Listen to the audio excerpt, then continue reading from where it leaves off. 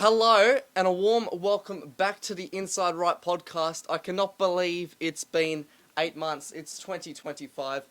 And for this new season, this new edition of Inside Right, it used to be one-on-one interviews. Now we've got a panel. It's like a talk show here, isn't it? Right? A bit of a talk show. We've got some great guests on today. You're not as shocked as the world was when he stopped Suarez, Messi, Busquets, Alba, and all those guys. Great facility. The field, I think, the best field I've ever played on. Yeah, go on, Frank, take it away, mate. Can't believe on that one. Can't believe on that one. The media's always been asking, are you going to adapt? And it's like, well... Did you have any interactions with Messi? A lot of people ask me that. It's one of them. It's... First of all, we have Frank Mrvcic. Hello. G'day, how are you? Second time on, Frank. How you feel? Oh, mate, second time good. Second time good. Now, Ryan, we interviewed you about a year ago, 13 months, something about that, something around there. You went to the US, went to Mrvcic University, played soccer over there. And, how's that experience been? It's very different. I like to explain it to people as it's very different lifestyle over there, football-wise, outside of football. It's pretty much school, football, and then that's it. That's all you do. Yeah. I quite enjoyed the experience, learned a lot of new things. It's just, it's different. It's different and it's hard to explain. You got to adapt, right? Yeah. It builds, I can imagine, it builds a lot of resilience. You adapt, and then, it's a whole, because other side of the planet, yeah. It's freezing. Yeah. And, you're by yourself, you're sitting there. I like to explain it to a lot of people as the boys you go to school with, a lot of the soccer team, you're forced to be friends with them. Obviously, as the year goes on, you develop that friendship, and a lot of those boys, very, very close friendships, but you get chucked in there pretty much straight away, and it's like, just fend for yourself. Yeah. Just straight into an environment, and then, go from there. Yeah, very good. Yeah. And my last guest, he's spent his time at Atlanta United. Yes, you heard me right, the MLS club. His team, a couple of months ago, was in the MLS playoffs in the 3-game series against Inter Miami. They versed Messi. Liam Curran, how are you? You've got your own mic, so you're all good. Oh, thank you. You're all good. Thanks for having me, mate. Yeah, cheers. Yeah, it's good to see you. Good to be back home after 7 years. Exactly. Exactly. My first question for you, Liam, is why goalkeeping? Why goalkeeping? When kids, they want to play football and stuff, but there's always one that wants to be the goalkeeper. Why'd you choose that path? It didn't start that way, Okay. but as a youth player, I'm talking under 8s and 9s, it was one of them where you'd play and then the coach would just be rotating the players in and out. And so I come off once and I said to my old man, what's the deal with this? Like, I don't want to come off. I said, so what if I played in goal? And they won't take me off the pitch. Unless you're shit. Yeah, well then I stayed. So, so mate, it was one of them. That was kind of how it started, and then I jumped in, loved it, and that was it. Yeah, fantastic. Found a passion for it, yeah. Fantastic. So what's the career path been as a goalkeeper, then a goalkeeping coach? How did you get into becoming a goalkeeping coach? When did you put up the boots and went, now I want to help others? I took a similar path to Ryan here and went over, played in college. So once I got done with college, I was kind of exploring a few different options, but just obviously not at a high level. And so it was one of them where I thought to myself, longevity of career, taking that shift and thinking, okay, if I'm not going to make it as a professional footballer, why not try to look at coaching and make it kind of that path. So it's to keep me involved. And like I said, I really enjoyed that side of it, really. The relationship side of things and helping people and and so mate, it was just one of them. It fell into, started coaching right out of college, and kind of got me to where I am today. Yeah. Brilliant. So you've spent a lot of time in the US, obviously. When did you get the call from Atlanta United? So I was working in college previously at Clemson, and I'd started actually with Atlanta in the academy. So the first team came in 2017. Academy started actually 2016 mid-year. So started with the academy, spent a couple of years we had 12s through 18s, and then we got our second team came along. So it was with the reserves for a couple of seasons, and then the first team goalkeeping coach at the time ended up taking the job with the US national team and did the World Cup cycle. And so, thankfully, obviously the club, put me into the So first team, and you know yeah. what, we need a better one. So Well, I don't know about that. He's been a great mentor. So, but no, it's just thankfully been able to kind of go through and see a fair different areas of the club, working with all like I said, from 12 through 40 actually with Brad Guzan. Yeah, So. there you go. I'm going to get back to that in a second, but I want to ask you, Frank. Yep. Seeing your son go over to the US for a year, what's that been like for you as a father? We have coffee all the time. I Yeah. hear this. So tell the people. Look, it's been scary because Ryan's my only child. So when your son goes away, it's probably like Liam's dad. I've known Liam's dad. So it's like, I remember when Liam went, same situation. Your son goes, he leaves. When you've been around watching him, being part of it, and he's on the other side of the world, it's hard. But then halfway through the year, I got used to it. Yeah, he's away. Yeah, okay, you watch his game. So it is hard to have your son go away, but you got to let him go. It's their dream. It's what they want to do. So you got to let them go. And it's good when they're back. But now I'm going, please, can you go away? Piss off. We've had enough of you. I've had enough. It's all right. Go, mate. Go, mate. Go. So yeah. It has been hard, but yeah, that's just me being selfish. You got to let them go and enjoy their pathway. Yeah, fantastic. Yeah. Ryan, what was the season like? Could you give us a run through of the season? It's short and long. Explain that to me. The season itself, I think's only 2 months, maybe. Something like that. Wow. But you play sometimes. A majority of the time, you're playing 2 games a week. Sometimes 3 games a week. You're on the road. We made a transition from Division 2 to Division 1. This season just gone. So we had a lot of away games. I think we played 19 games throughout the season, and we only played 4 at home. So you're travelling midweek, and then you're travelling again on the weekend. So in that sense, by the end of the season, you're like, oh, okay, like this has been a long season. Yeah. But then again, it's only over 2 months. That's right. I see what you mean by short long now. Yeah. So it's a lot in a small space. Yeah, and America's a big country. You're doing 8-hour, 10-hour bus trips. You're on the bus for 10 hours. Yeah. Then go to sleep in the hotel, play the next day, and you're on the bus. You're not getting home till 3 o'clock the next morning, and then got to get up, got to go to school. Yeah. So full on, very full on for those 2-3 months. But yeah. Yeah, there you go. Back to you, Liam. Brad Guzan, right? Correct me if I'm wrong, but I believe he played for Aston Villa. Mm-hmm. 40 years old. What's he like as a person and a goalkeeper? And were you not as shocked as the world was when he stopped Suarez, Messi, Busquets, Alba, and all those guys in the playoffs? Well, first and foremost, top human. He's a father first, husband, 4 kids, so he's busy away from football.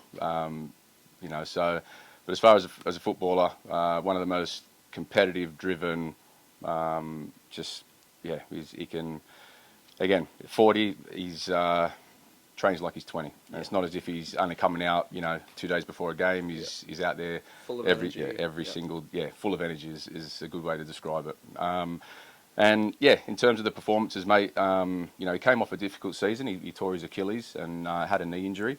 And so to see him obviously return back from that at that age, I think was quite impressive. That's just remarkable. The way he attacked that rehab plan to get him back to, again, showing some of his best stuff towards the end of the season, and ultimately, helping the team when we needed him most to get us through to, what was the conference semi-final. Right. Came up a little bit short there, but yeah, I think it just goes down to the day-to-day, what he puts in every single day. I think that you earn those performances based on what you're doing during the week. There you go. I believe it was 18 saves across that series. Yeah, which is nuts. Probably felt like 88 sometimes. It felt like 88, right? But, to see Messi frustrated is rather interesting. Did you have any interactions with Messi?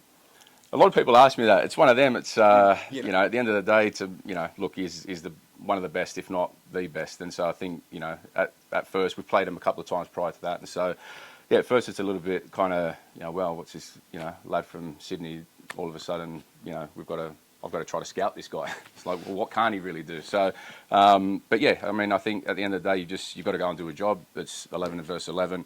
You've got to find ways to stop him, and you do that, I think, with the Brad strength of the team and some strong performances. But the strength of the team's always going to get you through. Yeah, there you go. Very interesting, guys. As a goalkeeper, Frank, former goalkeeper. Well, are you still current? I'm not sure. Nah, not at 57 anymore, mate. I don't know. Are you going to pull a Brad Guzan in the MPL? No, mate. You know, not doing that. have you seen much of the Brad Guzan performance? I've seen a bit of it, yeah. And look, Yeah.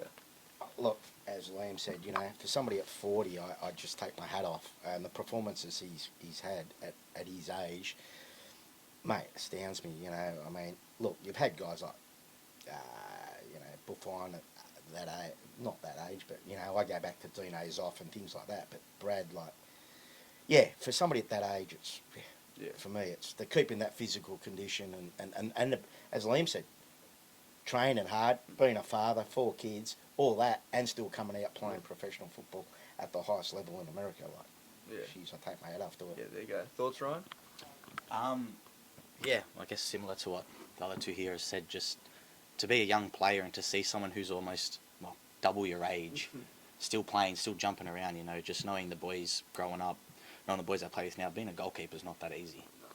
To sit there, jump around and, play against top players in the world and to do it, it's really inspiring, to see someone that old. Ryan, I'm going to give you the $1 million question.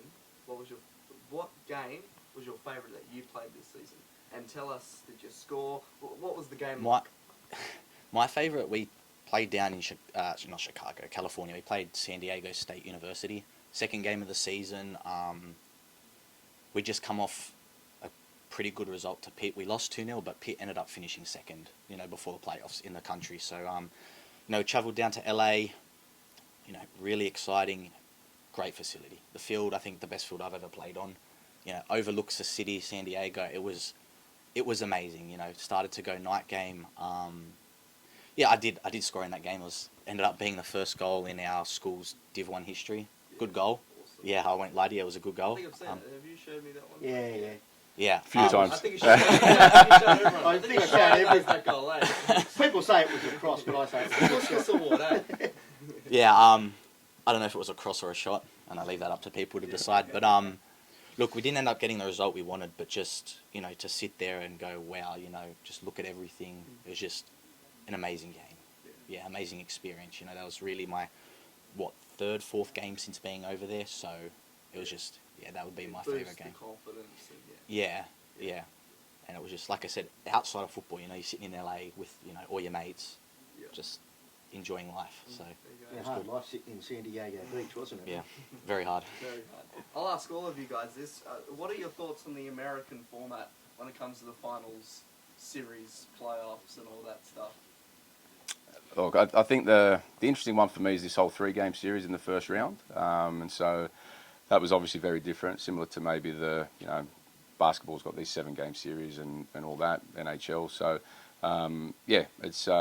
it's unique in that sense, but I mean, look, it's playoffs. What people love about American sports, and whether you're a diehard and you're watching every game, but if you're not and you're more of this the fan that'll kind of join in at those times, then it's they get behind the team, and they're very sports is massive in the country, and so mate, they just jump behind the team. And I mean, the great thing about Atlanta is the fans are just tremendous. So to have that in that part of the country, which is typically like baseball and football, kind of the southeast region, to see soccer and football have the types of crowds that you get, and the youth game is massive there as well. So I think with the World Cup coming and those things, is really going to have that next boom for the country moving forward. Totally. I think, they call it Americanized, right? But I think when it comes to the US, they are the kings of doing entertainment sport. Yeah. So I think, Yep. that's do you know how long? Because I don't know. They've had the 3-game series for. I feel like that's relatively new. Second. I think it's second year now that they've implemented that. Yeah. Yeah, there you go, guys. All right. Well, I'm going to talk a little bit of Premier League now. So we have a Liverpool fan here who's very happy, by the way. We have a Chelsea fan who I can imagine's pretty pleased. And then we have 2 United fans who want to walk out right now. So, Let's start with United, Frank. Yeah, No, go on, Frank. Take it away, mate. Can't leave on that one. Can't leave on that one. Okay. All right. You guys talk. You don't have to wait for everyone. You Mate. guys just go for it. You can answer that one, Liam. They're dismal for me at the moment. I don't even know where to start. We were just talking about that before. Like, is it? I don't know if it's management. We were just talking about that. Like, what? I can't put my finger on it. They talk about managers, but how many managers have they had? 4 in 5 years. 5 years.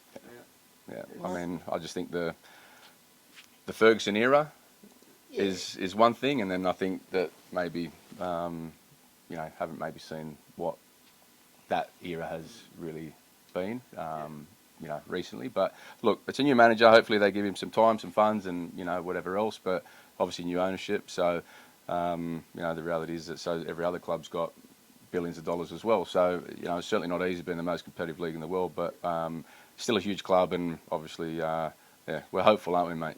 We're very hopeful. Well, I even go to church maybe occasionally to pray. it's not Jesus, it's Sir Alex Ferguson. I was speaking to Frank about this last week. I said, what is their aim? Because if it's to try and replicate what Alex Ferguson did 11 years later, it's not going to happen. You can't do that. You need to make your new dynasty a unique dynasty, right? And I don't think they know where to put their step first. Like, they say it's the players, right? Well, coaches, that reflects a lot on the coaches too. You get rid of coaches, like Frank said. Now you look at the people above. They changed owners. So what is it? That's the big question. Ryan, do you have the answer? No comment, eh? No comment. He's a Chelsea supporter. He's happy. I think, knowing a lot of the boys over there as well that are United supporters, they just get frustrated watching them play. Get frustrated with results, frustrated with the way they play.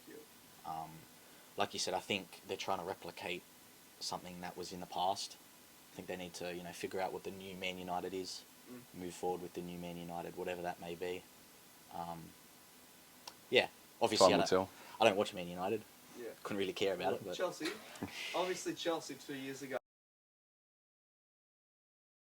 and now it's not. it's better. It's a lot better. Like Enzo Mrvcic came in, who I think has been quite a big surprise. Coming from Leicester in the Championship, the Chelsea that group of players. Quite impressive. Well, coming in, I think not too sure how he was going to go. Like you said, we'd come off a shit spell, and it was just to me quite surprising. We're there, we're doing well, but I guess hopefully we stay there. Hopefully we keep performing the way we have. I think we have good players there, boys that are doing well. Cole Palmer, obviously. Obviously, he's a given. He's a given. Nicholas Jackson. I mean, he's compared to last season, he's much more clinical. Watching him last season, I was sitting there going, "Why do we sign him?" Yeah. But scoring goals now, playing well. Yeah. Brilliant. Brilliant. Frank, I'm going to ask you a Liverpool question. Oh. How good are Liverpool? Next. How good are they? Next. First in the Champions League. Well, here's a stat for you. Arnie Slot lost 1 game in 2024. 52 games, 9 draws, 1 loss. So there you go. For me, you had Klopp. He built something, and people didn't know what was going to happen with Arnie coming in, and he's just continued on his own too. He's made it himself, but he's just continued the path. So, you've got to take it off to what Liverpool have set up prior with Klopp, and what he's continued. So, look, they're going well. I can't complain, but Salah's just come out and said that this is his last season back. Did you see that one? I did see Yeah, that. I saw that this morning, Yeah, he also put in it because no contract has been confirmed. We're far from it. So, you never know. You never know. Never know. Putting himself out there a bit, eh? I think when you look at United might buy him. Oh, God, imagine. In your dreams. Hey, if they sign him, you're gone. Look, I think, just quickly on the contract situation. Obviously, Trent, Verge, and Salah. I think you guys might have your own opinions on this, but you can't force a player to stay. It doesn't matter how good you are. If you don't want to stay, you shouldn't be at the club. So if Salah wanted to go, you should go. Verge, and that goes for everyone. You know, so I'm happy with whatever the outcome is, as long as they're happy at Liverpool. Fair. Yeah. Yeah, What do you fair. think, Ryan? I think. You took the mic, so It got given to me. Yeah, you know. I just think in general, It's just natural. you know, obviously I'm not a Premier League player, but I think you can only stay at a club for so long. I think, you know, there comes a time and a place where maybe you want to change, maybe the club's not the right fit for you. Like you said, I think, you know, if it's the right thing for the players and, you know, no one leaves on bad terms, I think let them go. And I think Liverpool's a good enough team where they can maybe not get the same replacements, but they'll find someone. Yeah, like you said, I think if the club's happy, the players are happy. I don't think the fans should be upset. I don't think anyone should be upset. Yeah, gotcha. There you go. Let's talk about Big Ange. We'll start with Liam. How do I even frame this? I think the thing with Ange is he'll beat City 4-0 and then lose to Ipswich 1-0. You know, how can you have that much... I know it's very Spursy, but the inconsistency is ridiculous. Anyone got any comment on Ange? Look, for an Aussie manager in the Premier League, I think that as Australian coaches and everything else, I think that you know, it's good to see, right? Yeah. He's obviously very set in his principles, and I think that you've got to appreciate that he wants to play attacking, entertaining football. So I think that at the end of the day, yeah, that's probably why they probably can score that many. But they've had some injuries and all of that. So, you know, I think he gets, you know, there's always pressure on every manager. But I think for me, he's certainly got a way of doing things, and you know, I think they've been quite. The media's always been asking, you know, are you going to adapt? And he's like, well, no. And then you know, when you come off games that are as entertaining as they are, because when they are playing, they're fun to watch. Yeah. So, you know, from a fan's perspective, obviously, yeah, you want results, but I think that there's also, like you said earlier, football should be, I think, played in a way that they can entertain, and you can watch it and appreciate it, and I think that he does that. So, you know, you're going to take some losses with that at times, for sure. Maybe leave yourself a little bit open, but again, I think he's very set in those beliefs and principles, and I think you've got to almost at least respect that side of it, you know. Absolutely. But Natalie, does he get a trophy this season? Like, I think he could. Like, League Cup semi-final? Maybe. Look, it's against Liverpool. It's 2 legs. I think they could beat us in a cup over 1, but I'm not sure about 2. But they've also got the FA Cup to start too. So Yeah. you never know. You never know. He's done quite well. You know, as Liam said, for an Aussie coach to go over there in the top league in the world, if you look at it overall, as a purist with football, his team plays good football. And regardless whether they lose or win, you're looking at the whole thing. And they play good football. Yeah. And that's entertainment. Yeah. That's what we want to go and watch. Yeah. You know, if you really say, forget the result, did they play? Were they entertaining? Yeah, that's what the people pay to watch. That's true. And that's true. what you bring money, you know, bums on seats. Mm. Bums on seats is what pays the bills. I think it's kind of the English mentality too. You know, sorry if there's anyone from England watching this. I mean, more the media. You know, we'll say that and they'll go, yeah, but you know, you need the results at the end of the day. Wow. So there's 2 sides to this thing, but I'm agree. But that's with you guys. that's business, isn't it? You Yeah. know, Liam, you've been there. You It's know, a result. It's a result sport. it's So a result driven. If you don't get results, you get the sack. that's right. so you may as well try doing it your own way, Do it your own Yeah. way. in a lot of ways. In a if lot that- of ways. Yeah. That's right. It's your way. I'll do Yeah. it my way. I stick by it, and if I don't succeed, well, fair enough. If I succeed, yeah. Yeah. But it's result driven, and that's the unfortunate thing. People pay; they want results. Yeah. Presidents, directors, they all want results. You know, we talk about entertaining, but you know, people talk about long ball. At the end of the day, if I win a game 1-0 and I play crap football, I won. You know, that's the end of the day. But Yeah. for a purist, entertaining for me is the That's best right. way. That's right. Liam, who's been your favourite Premier League goalkeeper this season? This season. Yep.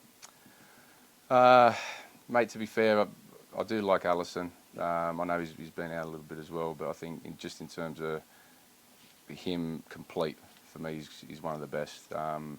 Like Edison, although obviously they've made that change there, but they stand out, and it's funny because Brazilian goalkeepers maybe back in the day they weren't always considered being the top, and now you're looking at those two. I think the way they play, certainly 1v1s, their aggressiveness, ball at their feet, again complete. They can kind of do it all, and so yeah, I mean in terms of they're kind of, they just stand out to me this season or not. I just think that they're, for me, Premier League. I enjoy watching them. So, feel what you tried teaching me back in the day, wasn't it, mate? Eh? Yeah, tried.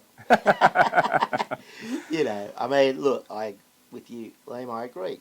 I think South American goalkeepers have actually come a long way in about probably the last 15 years. Absolutely. Well, you look at, not to interrupt for a second, but Dida, the Brazilian goalkeeper, I think he was the first one. I was trying to remember. South American, and he started this sort of generation of South American quality goalkeepers. I was trying to remember who it was, and you just meant, that's who it was. So he was the one that changed the way that South American goalkeepers, because back prior to that, we were looking at the Germans, you know. Yeah, we had the good Aussies. Yeah, but we're looking at the European goalkeepers to be the number one, you know. Yeah. Now, Dida and the South American goalkeepers are. Yeah. So I don't know what's happening. That's right. David Ray, I just want to touch on him because I think he's been very Tremendous. good. It's tremendous in so many games seasons. Thank you. Thank you. Well, thoughts on him? You know, I've seen some out of this world saves from him this season in the Champions League, and last weekend, you know, he missed the ball against Brentford, and then millimetres saved it again. You know, those saves are hard to pull off. Am I right, Frank and Liam? Yeah. Yeah, definitely. What goes into that? How is this all reaction, or how do you do these saves? Is what I'm trying to say from someone who I think it's Instincts. instinct. Really, you just train, and then it's just instinct, really, isn't it? Well, Yeah. really. No, I think again he plays quite. He's aggressive. You know, he's proactive. He's on the front foot. He defends the space really well, which I think that sets him apart. But again, just his reactions in and around the line to defend the goal, and obviously his distribution game's exceptional. So again, complete. Probably took a while for him to get there, maybe, right? Because he was obviously playing in the Championship previously and made his way up. But yeah, you've got to take your hat off. Credit to him. Yeah, exactly. A couple more questions to wrap up, guys. Thomas Tuchel, it's the 4th, so he's 4 days into his new job at England. Not to make this so England-centred, but how do we think he will go as the England coach? Will he finally bring a trophy to the male England side? I knew straight away. Right. Well, Thomas Tuchel fan. Yeah, I like Tuchel. I always stand by. I don't know why Chelsea got rid of him after the Champions League victory. I think it depends. I think if he has the English fans behind him, he will do well. I had a lot of English boys over in America. Some of them liked Southgate, some of them hated Southgate. I personally found that Southgate played a bit boring football. He had these players, like the best players in the world. Why are they not winning every trophy? I mean, that Euros was... I know they got to the final, but the way they played was just so underwhelming. They could have done so much better.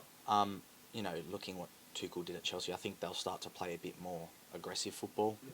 And with the players that they have, they can do that. I think it'll be an interesting first few games, first few years, see what they do. It'll be very interesting on my end, yeah. Yep. Do they have a big chance at 2026 World Cup? We've been saying they've had a big chance at the last 3 tournaments. That's true. They've been there the last 3 tournaments. I think they do. Like I said, they've got the players on the paper, but it depends what they want to do on the field. They seem to always get an unlucky result, get there and then not finish it. But yeah, like I said, hopefully they start to play some good football, and I think if they start to play good football, good entertaining football, I think they could actually stand a very, very good chance at winning something. Yeah. Totally, Liam. I'm not sure, mate. To be fair, time will tell. But for me, there's a part of me. Maybe it's the patriotic sense of me, but I just kind of feel that a national team manager should be from again, one man's opinion. I know today's game, it's not necessarily like that. There's players playing all over the place, but I just think that it's quite sacred, I think. And I think that there's an extra little bit of something to, Well, you know. There's roots of the tree. Yeah. There, you know what I mean? But, So, again, no disrespect to a fantastic manager, and I hope they do well, because they've got some fantastic players, and you Exactly right. obviously be nice to see them succeed. But, yeah, time will tell, mate. Totally. He's brought in his whole staff. He brought in. I just saw he signed. Who's his goalkeeper? The Spaniard, I think. Is his goalkeeping coach, the one that was with him at.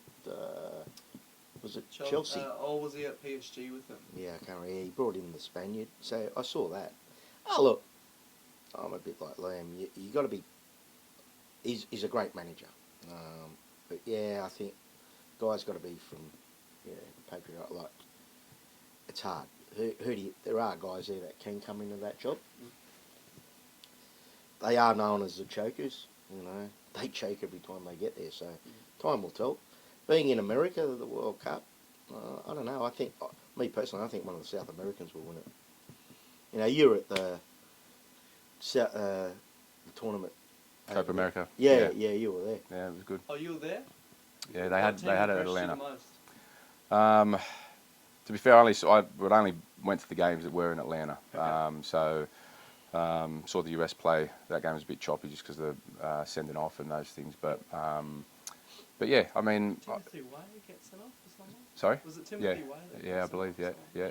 Right at the start there, and they just chopped the game up. You know, so from an entertainment standpoint, it kind of, but entertaining in a sense. There was a little bit of commotion going and these type of things. But yeah. So look, you know, you can't look past Argentina for me. They've just, you know, Messi's that little bit older and whatever else. But mate, I just think that, you know, teams like Brazil, Argentina, I just think that you can never count them out. And then you've always got when you look at what Spain's been doing, France. I mean, there's that many England. There's that many teams that you know nowadays that you think, you know, they're in with half a chance. You just got to get out the group, and you know, I think that'll be interesting to see how that all plays out. And then again from there, it's. The British was a big country, as you got a couple of, you know, you go in Canada, so it'd be interesting to kind of see it. Yeah. And there's one extra game too. There's 48 teams in this one, so around the 32 as well. Mm-hmm. So you know that. What do we think of that format? I think I've spoken to Frank about this, but like, do we, I get there's more games, but I think the quality will be watered down if that makes sense. Do you disagree, Ryan? Yes, but no. I think, you know, obviously there's a few teams that are on the edge of making it. You know, with the smaller competition, a few of those teams haven't made it. You know, look at Italy. Like I think they're a good team that haven't made it the last two World Cups. You know, I think with that 48 team comp, you're going to get those teams like Italy playing in there. So yeah, it might be watered down with those lower teams, but I think, you know, those few teams that are there that are just missing out, I think they'll still keep the competition strong. That's my opinion anyway. Yeah, to back your opinion, someone told me once, you know, it was really good that they moved Australian football to Asia because, you know, we got more competition. You know, we understood, and I think we all improved as a nation over the past 15, 20 years, however long it's been. So perhaps that's what lower teams need to, you know, boost their quality over time. Well, I think if you look at Georgia in the Euros, I think, you know, they did quite well, I think, and they'll be a team, like you said, similar to Australia, that'll go up. But I think, you know, giving those smaller countries opportunities like that, you know, helps expose them to football and will help them improve, which is going to.